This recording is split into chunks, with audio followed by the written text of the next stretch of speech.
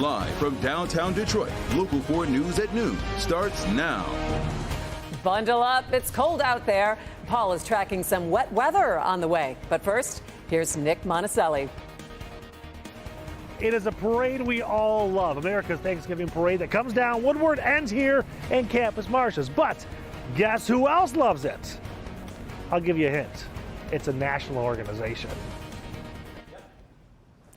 Good afternoon, and thanks so much for joining me. I'm Christy McDonald. We begin at noon with the weather. You're taking a live look outside at our sky cam. We're dealing with some cooler temps coming this afternoon, and some snow showers are not out of the question. But will the weather ruin our last weekend of holiday shopping, which is really important for me right now? Forewarned meteorologist Paul Gross is in with that answer for us. Hi, Paul. Hi there. Important for you. It's important for me. Hanukkah starts Sunday night. I'm out of time. I mean, I better get going here. Hey, we'll start with Exact Track 4D radar, and there's not a lot going on, but we do have a few light flakes going on. Here you see northwestern St. Clair County, southwest Sanilac County, parts of Lapeer County. These are just light snow showers, flurries. Heading a little farther south, you can see into Livingston County, a few more. Again, some flurries, maybe very, very light snow showers. Temperature right now at Metro is, you can see right here, 35 degrees. We're not going up a lot, maybe just another couple of degrees, but wind chills are in the 20s. And Christy was asking about the weekend. We'll just tell you, it's going to be cloudy. There could be a flurry or a flake here or there. Low 30s for highs, wind chills near 20. No problems in terms of shopping, but we may have problems next week with the storm coming our way. We'll update that coming up in a bit. All right, we'll see you in a few minutes. Thanks so much, Paul. Well, just minutes ago, Brittney Griner released her first statement since being released from a Russian prison, and she says she plans on playing basketball for her team this season.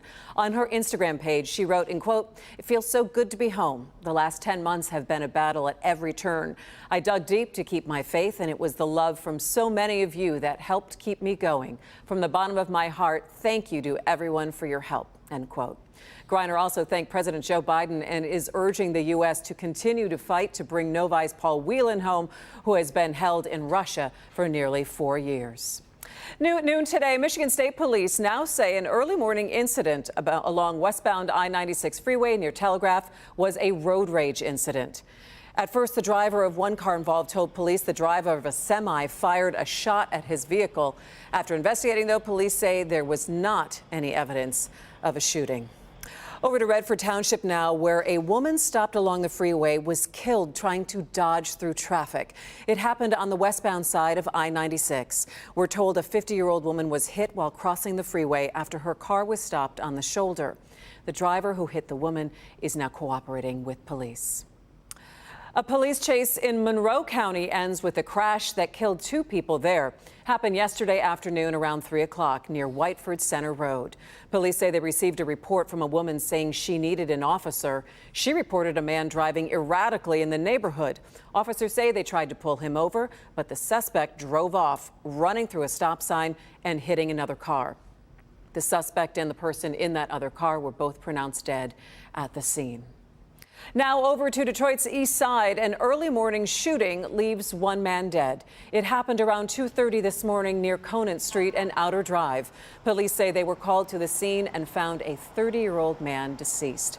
Witnesses say they heard an argument and saw an SUV driving away from the scene. Police say they are still investigating that.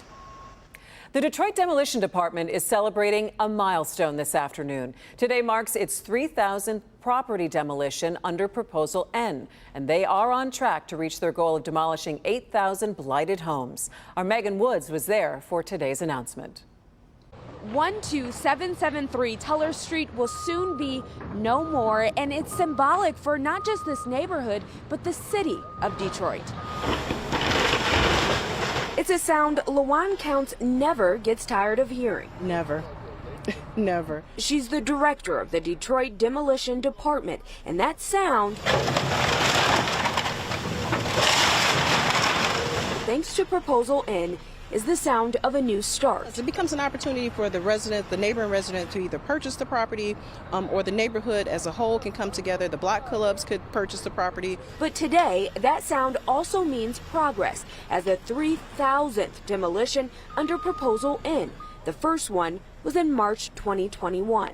We understand that there's a significant amount of work still left to complete, and we are, going to attack them the same way that we attacked this first 3,000. And we're looking forward to not only the additional demos, the residential demos that we have to complete, but also we have commercial work, and we've begun those efforts with the Packard plant. For Patricia Carter, who's lived in this neighborhood for more than 50 years, to see this go brings peace of mind. You think you see one, but you get out the car and there's 3 or 4 right together, abandoned houses. And a lot of them were having squatters in there. And then people were still in the hot water heaters and the furnaces out of them. Years ago, she went to the city about the several vacant homes, and to see the change happen on what's already a monumental occasion. Oh yeah, it means a lot. And while there is no set plan for this space, this is just the beginning. Because we just know how comforting and how reassuring it is to the communities to be able to begin that rebirth by removing that blighted issue. In Detroit, Megan Woods, Local 4. A big announcement surrounding the expansion of a national engineering firm to Michigan. Today, Governor Gretchen Whitmer is announcing that HNTB is expanding to Detroit and East Lansing. It is expected to create 165 new, good-paying engineering jobs. Jobs pay an average wage of $38.52 an hour.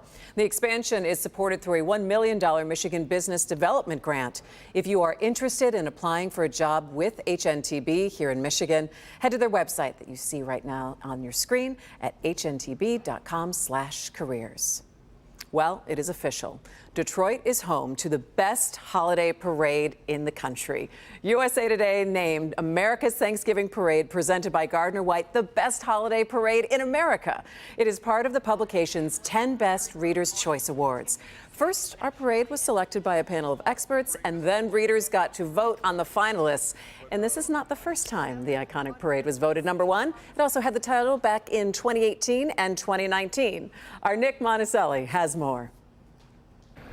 Good afternoon. So the big news is something that honestly most of us already knew, but now the nation does. And here to help me talk about it, Tony Michaels, CEO of the parade company. So we're here on Woodward because this is where this fabulous parade, of course, comes to an end. Right. Again, we've always known that America's Thanksgiving Parade, brought to you by Gardner White, is the best parade, but now somebody else says so. I think it's great. What a great Detroit day. Everything we do in Detroit is fantastic. And this parade being honored as the #1 holiday parade in America by USA Today. Congratulations to our city. And that's what it's really all about. Let me ask you, I know that every part of the parade is amazing, but is there something you think that set us apart from everybody else? I think we're a real grassroots. I mean, all those floats are built special for all the great sponsors, the great bands, the volunteers. It's everybody together making this happen, including you guys at WDIV and all of our great partners. It's a very big deal. And it's something about the atmosphere too, isn't it? I mean, not to knock the other parades, but when you're down here, you feel it. It's like a festival. It really is. I mean, we've got the S3 Turkey Trot coming through, and people just thousands of people. They were 30 deep this year. And it is a festival, and it's what a holiday, and #1 holiday city in America. So let me ask, next year's parade then, can I expect some giant float that says we're #1? You never know. You can't give away secrets. Tony, thank you very much. I appreciate you coming down. So again, I can't emphasize the fact that this is a very big deal for the city of Detroit, because again, we all know it. We know this is a great parade, but when a national organization like USA Today comes in and says, yeah, you guys are #1, we should all feel very proud. We're in Campus Martians. Nick Monticelli, Local 4. First class all the way, Nick. I love that float. We're #1. All right, well, still ahead here at noon, Orange Barrel Alert. Kim will have the weekend construction projects to watch out for coming up next. Plus, it's being called a triple threat. The advice from health experts on the precautions you should take before gathering with friends and loved ones for the holidays. Stay with me. We'll be right back.